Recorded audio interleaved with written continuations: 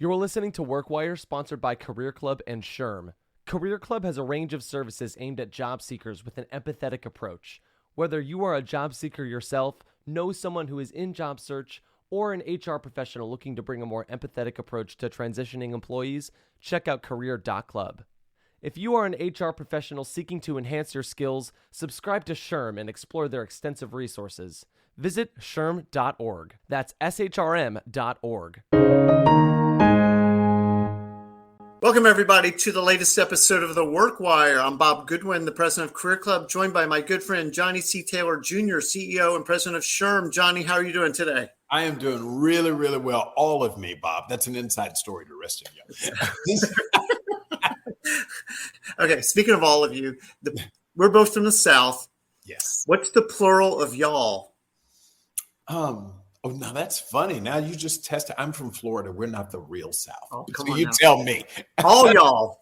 Oh, love it. I love it. All y'all. All y'all. Okay, so let's go ahead and get started. I know that you've got a little bit of time constraint today, so let's just jump into it. On our last episode, we were talking about the preparedness of younger people coming into the workforce and kind of what some of the reasons for that are, how that presents challenges, and some things employers can do to address that. Yes. What I was hoping we could talk about today is sort of flipping the script and looking at one of the things that I know you talk about, which is the browning and graying of America. And I thought we could talk about the graying part about that today. And thankfully, the camera's been very kind to me this morning. But the graying of America, I want to just read you a statistic here real quick. By 2030, all baby boomers will be older than 65, age 65. Yes. I know that they talk about the silver tsunami. Every day, 10,000 Americans are turning 65. That's mind-blowing. But this will expand the size of the older population so that 1 in every 5 residents will be of retirement age. 20%. 2030 sounds like it is not way out there, dude. That's around the corner. And then by 2035, it's projected that there will be 77 million people under the age of 18, but over 78 million. So actually more people over the age of 65. Yep. So just demographically, there's like this major shift going on. And that's got so from just kind of tee it up just a little bit more, between lifespans are longer. Yep. We feel younger longer, right? And that the people are deferring retirement by choice or not by choice because their portfolio is down. They never had enough retirement savings to begin with, whatever it is. So the need to continue to work is just gone out longer and longer. So there's a lot of things that are conspiring that are keeping older people in the workforce longer. And that's got some implications both for the folks who are the talent, but also for employers. Yes. Yeah. So just a couple other things here real quick. So there's this, we talk a lot about the hidden job market and the hidden talent pools that are out there. And I think older Americans would be one of those that would sort of fit the bill for that. And this is a very interesting statistic, and then I'll let you run with this for a minute. 3/4 of people 65 and older said in a Wall Street Journal survey of American values last month that hard work is very important to them personally. And among 18 to 29-year-olds, 61% said hard work is very important. So older Americans want to work. They like to work. It's what they've grown up with. And yet we see that sometimes there might be a reluctance to hire older people because they're grumpy. They're not keeping up with technology. They're just tired. Right. And I'm curious how all that strikes you. And so what a great topic for WorkWire, because it is all about work. And I'm so glad we get to talk about this, because I joke about the fact that the older you get, the younger 75, 80 looks. But that's true. In fact, especially now, back in the day, we'd say, 50 is the new 40 or whatever we'd say. But that's actually true. And I think about it now, and you and I reflect on it. The person, my grandmother, I thought was ancient when she was 63 years old. I mean, I really thought she was 63. I just hired a 63-year-old at SHRM, right? So it's just a very different, and that woman doesn't show up as 63 in the way that I think of and have thought of 63. She's her full self, but she's just very different than what the notions of 63. And that has profoundly changed the world of work. Couple of realities. The fastest growing demographic in the US workforce are people 75 and older. Wow. It is the fastest. It will nearly double by 2030. To your point, given your stats. And so we can, in times past, when we talked about hiring older workers, it was very much about because it's the right thing to do or it's the legal thing to do. Mm-hmm. Now it's the smart thing to do from a business perspective, right? Because at the same time that the population is growing of older workers, Americans didn't have the same number of children. The American birth rate 20-year plus decline. And there have been a few blips, but the pandemic, speaking of pandemic, in the pandemic, the American birth rate dropped by 4% from 20 to 21. People didn't want to get pregnant because you didn't want to have to go to a hospital because you were afraid of COVID and you couldn't get into one anyway if you needed to go to one. So we saw a precipitous drop in the American birth rate that followed a decline that had been occurring over 2 decades. So again, we've had a few blips in there, but by and large, overall, a decline. So we had a replenishment problem. Yes. The economy was growing. We needed more people at the very, very time that people were making more people. I was being kind there, right? So here we are. We got this moment. So we actually need older workers, and we need them to do jobs other than just Walmart greeters. Because as you know, in times past, we had jobs for older people, but they were the jobs that didn't require a lot, weren't technologically savvy, lower paying, generally speaking. Mm-hmm. And now it's like, not so much. We actually need to retrain people so that 60-year-old actually has a development plan that prepares him or her to have another 10 years in the workforce. Yep. We need them. They want it either for financial reasons or just what we talk about, the dignity of work. They actually want to work. What do you do with yourself after retiring for a year or two, unless you're extremely wealthy? Exactly. Right? What else do you do? Well, and not, I mean, but the point on the wealth is, just to not skip past that, is, because people are living longer, the math of work to 65, save up this much money if you can, and then just sort of ride it out and, try and get down to your last penny before you get down to your last day. Right. But the problem is that math just doesn't work anymore.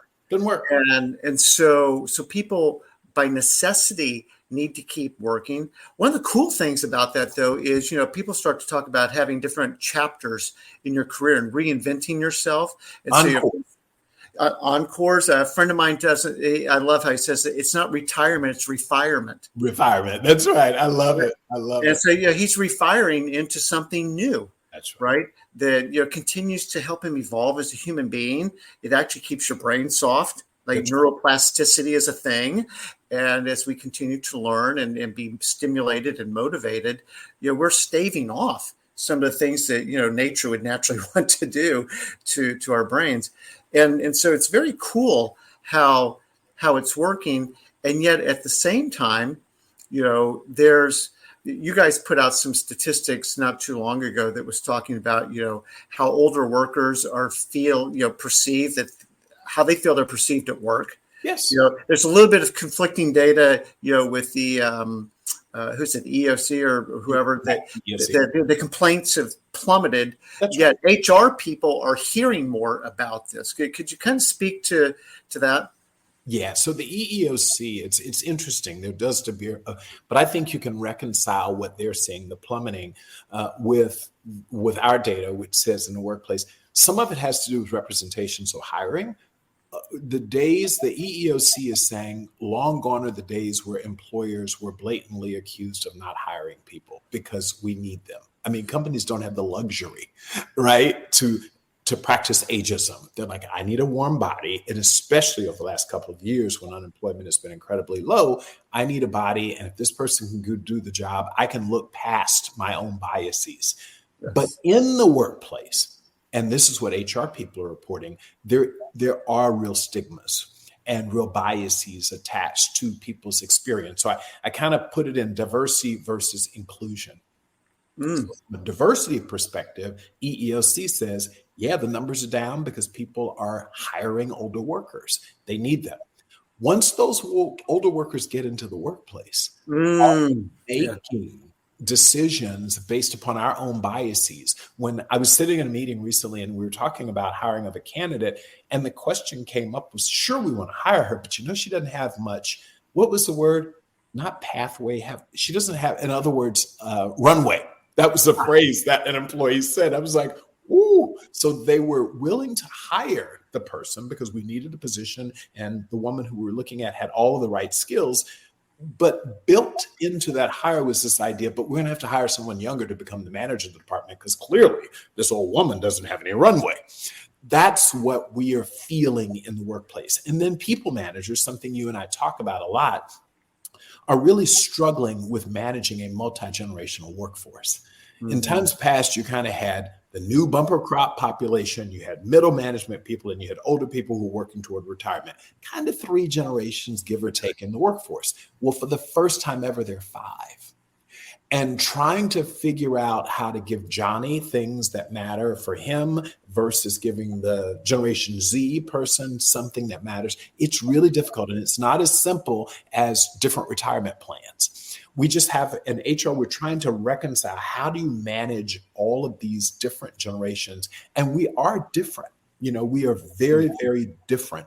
A traditionalist, someone 75 and older, is very different and sees the world. And it's just not technology, but they're just wired. Their whole experience is different than a 22-year-old of today. So we need to equip managers with how to manage this multi-generational workforce. And that's what HR folks are struggling with. It's just our systems aren't designed for a 60-year-old to come in and have a conversation with their HR expert to say, okay, I need a 15-year plan. I actually want to be the vice president of that department at 72. Like what? There's a total dissonance going on between that. And that's what we're seeing. So that's what the reporting out is playing out. I think it's. So I'm so glad you brought it up and framed it out in DEI, because I think there are a lot of DEI implications to this. I jotted a few down. One is just missing out on acknowledging and understanding the largest demographic cohort. Just it makes business sense to pay attention to this population. And this is not a new thought, but if you want to really go market to a certain cohort, you probably need people inside your company who understand that cohort really well. Answer that, Bob. Yeah, that's an idea. And then, I think you were alluding to this a minute ago, but then there's all the mentoring opportunities. Something that you talk about, Johnny, is there's a lot of people in the workforce who've never been through a down cycle. Right. No. Right. And so don't know what a down cycle looks like. And I think the jury's still out on, where this whole plane's landing, with inflation, recession, et cetera. But it's uncertain, that's for sure. That's right. And for people that all they know is a bull market, their entire adulthood. It's like, well, holy crap, what do you do? How do you react to this? Can I tell you, Bob, I got it, and I want to get back to the list that you've identified, but I just had a similar experience in my own workplace the other day, where someone described it as, you have a generation, and these are 40-year-olds. So remember, millennials are 40. Many of them are 40 plus, right? So these are not kids, but if you just do the math, the last major economic disaster for us was 2008, downturn. And that's 15 years ago, which means if you're 40, you were 25. You may have been just getting out of college, but you didn't really experience it as an adult. You didn't have mortgage, and many of you didn't have children and all of that kind of stuff. Okay, so You then come into a market that has only, in the way that it was described, was the trend line only goes up and to the right. Yeah. Take that visual, right? That's all you know, right? The trend line that goes up and to the right. Every year you get a merit increase. And many years that merit increase was double. I mean, it was numbers that we haven't seen in our history. Mm-hmm. Every year you get a bonus, like you don't know anything. So I had an employee come in and we're discussing salary. Well, of course, the market has softened, whether it's called a recession or whatever, it's softened, right? Undeniably. And last year, he had this wicked big year. This year, he was still going to make a handsome salary, but less than last year, factoring in bonus. That's what I'm talking about. So salary didn't go backwards, but the full total cash comp did. And this guy was having a meltdown, just could not understand. He kept saying, I've worked as hard. I've worked harder this year than last year. Our results are up, and he just couldn't get his head. What happened? A 64-ish-year-old employee took this guy to lunch and literally had a conversation to explain, you're spazzing about 7% mortgage interest rates. We lived in a world when 13, 14%, 7% was a deal. You're spazzing about gas prices. Let me tell you about what happened when people were lining up for days to get gas. And so it was they came back, and the most interesting relationship has been created where there was reverse mentoring, right? So you had the older person telling the younger person, like, not, oh my gosh, let me tell you about the days that I had to walk to school barefoot for 5, not that, but real, like not hyperbole, but like, this is what happens. And I'm going to help you for that. And what they learned was the younger person was saying, well, let me help you understand technology a little bit better. I'm a digital native. Let me tell you how things happening. And they have built such a relationship. And so I learned of this just recently, that the reverse mentoring, or at least the mutual is occurring. And it was very, very cool. So I'm sorry to jump in there. No, it's perfect though. Assets that it's by the way, something we have to do, but it happens to be that there's a good story here to have this multi-generational workforce. Yeah, and then one other thing, and this is actually a number that came from you guys at SHRM, but HR professionals who work for organizations that offer diversity, equity, and inclusion training are significantly less likely to report that age has played a role in decisions made during the job application process, 26%, compared to HR professionals who work for organizations that do not offer such training, 40%. Yes. So, I mean, talk about getting in front of the issue, understanding the issue. Yep. And then hopefully embracing it in a positive way.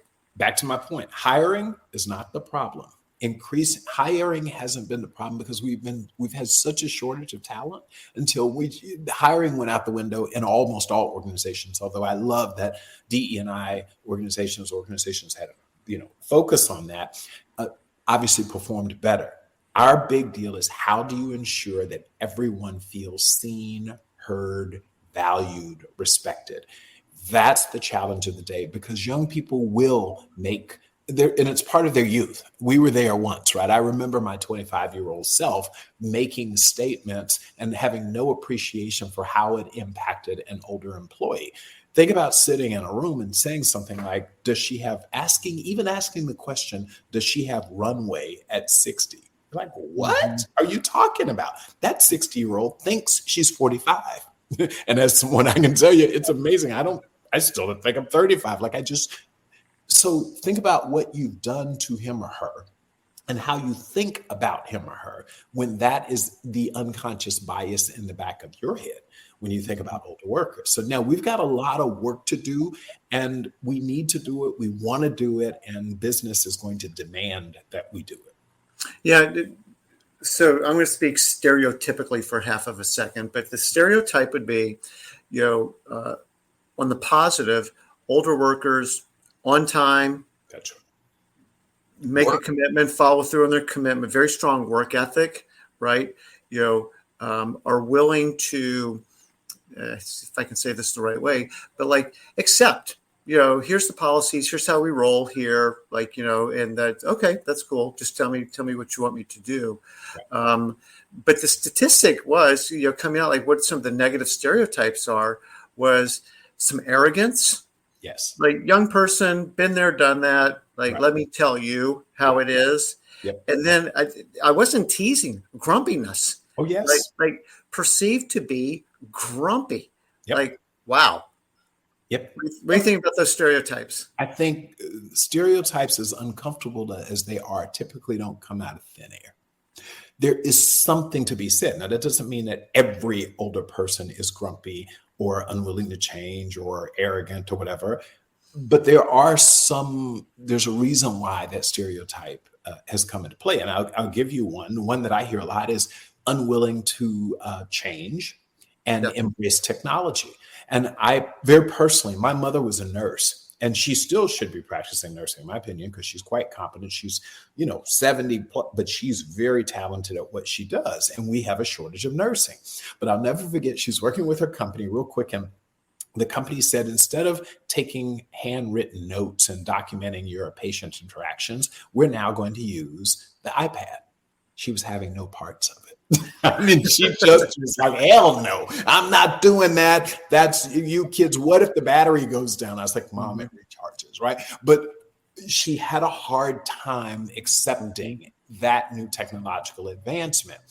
Ultimately, to her credit, her HR company, they provided learning and development as opposed to judging her or firing her, which you didn't need that. You need the nurse and she's capable. They said, let me help usher her into the 21st century and show her how the new technology is and sell it to her as opposed to just saying, okay, you're gone because you're not a digital native, right? Yeah. That's the biggest takeaway for me but it's true. She absolutely resisted it. Okay, can we talk about that for a minute? Because, at Career Club, we're coaching candidates, so whether you're in job transition or you don't love your current job and you're trying to find something that's more fulfilling. Yes. And so we work across all demographics, and not a small percent would, be in this over 50 category. Right. One of the things, that I believe that we hear get laid at the altar of ageism is not ageism. So ageism is real. There are people who struggle with this, right? And just acknowledge that that's a true statement. But I believe there are things that candidates are doing that are actually sabotaging their candidacy and laying it at the feet of ageism when really it's something else. For example, you talked about technology, and I think that shows itself in at least a couple ways. Say that, we've all gotten used to using Zoom, yes, but this company that's interviewing me uses Microsoft Teams. Right. What? Yeah. And like, I don't know how to do it. And you look like a YouTube video person of, Mildred, where's this guy? And it's like, right. And you look very uncomfortable with technology. Yes. Like within 3 seconds, I'm like, you're done. Like if you don't understand how to use, I'm sorry, we use Google Meet. Are you good with that? I don't know what to do. Like, really? Like, this is 2023. Figure out the basic technology. For me, that's like not knowing how to pump your own gas at this point. It's like, come on. Second, on technology, though, is every company is a technology business. Yes. Every company is a technology business, right? And so, opting out of learning new technologies. So, I could go ask somebody, well, what do you think about Chat GPT? What?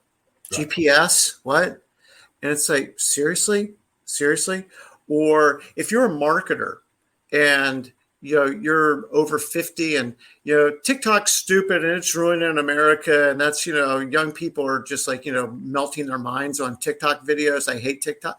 Well, that's really interesting, but that's like the number one advertising, medium. Right. So you might want to know a little bit more about TikTok or pick your favorite technology that is relevant to your industry. But you can't show up and like, I was a Fortran programmer. Right. It's what? Nobody cares. Right. So, on technology, I think there's a couple things. I think too, what we see with candidates is bringing energy. Like, because the stereotype is you're tired, that's right? You've got too many miles on you, and like you don't really bring the energy anymore. Right. We need people that can go. That's right. And like it's incumbent upon you as a candidate to bring that energy, to dispel that notion. You actually have to a little overcompensate, Right. without being over the top. That's But right. you need to be energetic, enthusiastic, positive. I'm happy to be here, and like I'm ready to get going. And I often see candidates seem more lethargic Yes. than that, and that's on them. Last thing I'll say on this one, then I'll turn it over to you, is on an appropriate balance of earned confidence Yes. through experience, balanced with humility. Well, right. And back to your reverse mentoring or mutual mentoring kind of a thing. There's things I have to offer. There's still things I can learn. That's right. Well, and Bob, let me attack. Oh, attack me. Come on, John. Get with it. That's what we do. That's the language we use right now. No, but on the technology side, I do want to say, and I heard you say that's on you. That's true. But remember what we started this entire segment with. It's not kind of just on them. We need them. Mm-hmm. So it could be easy to say, well, listen, you to get the job, not because you're 60, but because you don't embrace technology and you're resistant to change. And maybe that's right, but it doesn't help us because we actually need to help that 60-year-old person understand how the new technology, how you go from Microsoft Teams to Zoom or StreamYard or whatever. We have to do something about that. You don't have the luxury of saying that.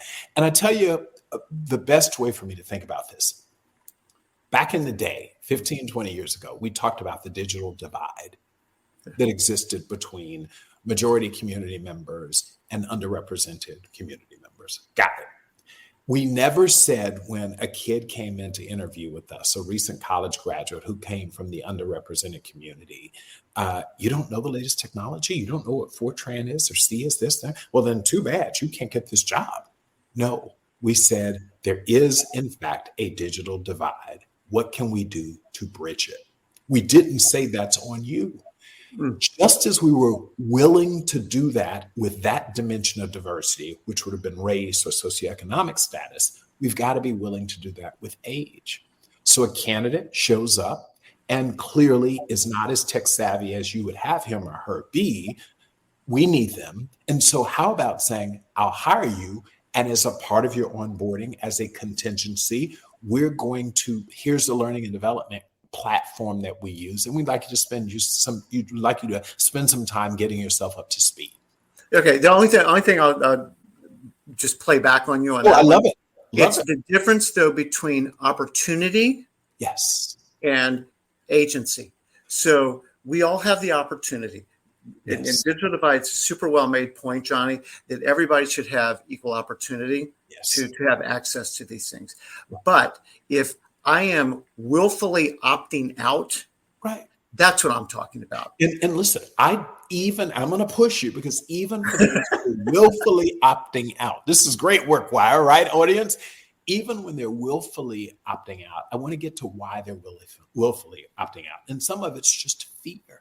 Some of it is all of us are xenophobic at a base level, right? And some more than others. And so this idea of this being foreign freezes you. My mother did not. She wanted to nurse. She loved her patients. She was a hospice nurse, by the way. So we needed her more than anyone who can live with people who are by definition dying. Every time you meet them, that's something we need. But she was not embracing. And yes, you're right, theoretically had the opportunity. She had young kids who, at the time, who were the digital natives of their generation, et cetera. It just was deeper than that. So in the interest of, I just would encourage everyone listening in to say, yes, there is responsibility that, individual personal accountability for your professional career advancement, et cetera. And we need to continue that dialogue. But also say maybe now we're going to have to do a little bit more of what we didn't have to do in the past, which is we're going to drag the person in and provide the skills and the opportunity. Because on the other side of that, you could have a 65-year-old highly productive nurse who's not going to be knocking on your door every week looking for a promotion, who's not going to demand double-digit merit increases every year, who's not going to tell you respectfully, I'm going out on maternity leave or paternity leave because they're past the childbearing age. There's some real assets to that individual. And that's the beauty of the multi-generational workforce, is we want young women to have children, young men to have children. So we are glad to have you out of the office to procreate and replenish our supply of people. But we also need people in the workforce who don't have those moments in their lives right now. They're past that, so that they can do the work while you're out. That's how it all has to work. And that's what I'm so excited about. I agree with you. It's not ageism in the typical sense. We are kind of not past it, but we're not nearly where we were 30 or 40 years ago, where people were absolutely hostile to older workers. We're willing to give them a chance. HR, my colleagues out here, what we've got to do is ensure that we build an environment where they are welcomed, because it's all about inclusion. It's not just diversity. They're welcomed so that we get a good return on our investment in people. No, great points. And, for people who are listening, the way I heard somebody say it one time is every complicated problem has a simple solution, and it's wrong. It's wrong. I love that. I'm going to use that. Yeah, but so, I mean, there are nuances in all this, and, making very simple, kind of proclamations. But, you will always hear me talk, Johnny, about, at the end of the day, agency. That people have. I always get to choose my attitude. I always get to choose my actions. Nobody can take that away from me, irrespective of what's going on circumstantially. I really appreciate, though, that what you're saying, if I'm hearing you right, on this opportunity side of the equation, is to make it an inviting opportunity, right? And to lower the barrier to cross the chasm, because we are resistant to change. That's a survival technique, basically, or trait that we've got. Yet at the same time, the world's never going to be slower than it is right this minute. The rate of change is never going to be slower than it is right this minute. And so I think your well-made point is helping people understand the benefits of embracing these new things, to help them live out, careers that are meaningful to them and provide a life for themselves and for their families, where embracing some of these changes is part of the new trip. I think that's a very helpful attitude. Go ahead. Let me just add to it. I wanted to, talk quickly about your technology comment, but the grumpiness and the arrogance, the best way to respond to that is to have those conversations. That's what we're not doing. When you meet someone, a candidate, or if they're in your employ, an older worker who's grumpy and or arrogant, you respond to them just as if they were a younger person who's grumpy or arrogant. You tell them, these are the behaviors we're observing. This is not going to help you here. This could be career limiting, if not career ending, and then bring it to their attention and help develop them out of that. A lot of it is they just don't know, like, this is who I've been all of my life. And we say, yeah, but it's not going to work here, and it's not going to work for you. But I do think that we have to, one thing that I find a lot is we talk about people instead of talking to people. If I observe a behavior like that in an older employee, we're going to have a conversation. You are grumpy. And it's not because you're old, it's because you're grumpy. Yeah.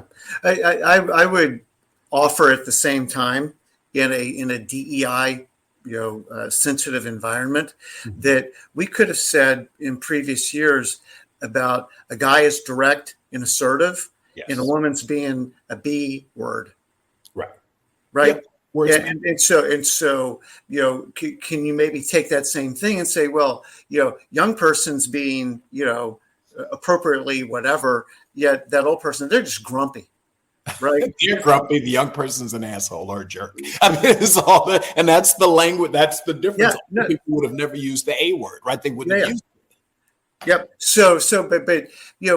But what I love about this topic is, again, so much it's just about being better listeners, being extreme listeners.